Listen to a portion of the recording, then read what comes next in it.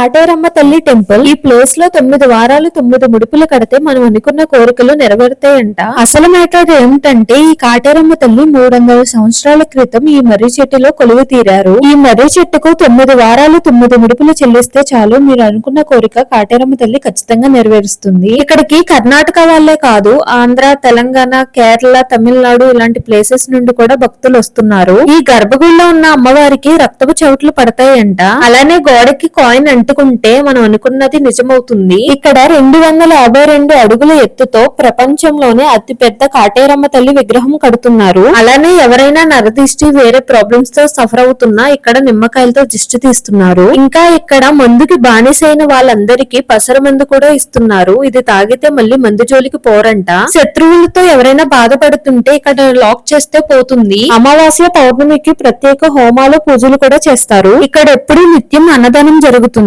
ఈసారి మీరు కూడా బెంగళూరు వచ్చినప్పుడు ఖచ్చితంగా దర్శించుకోండి.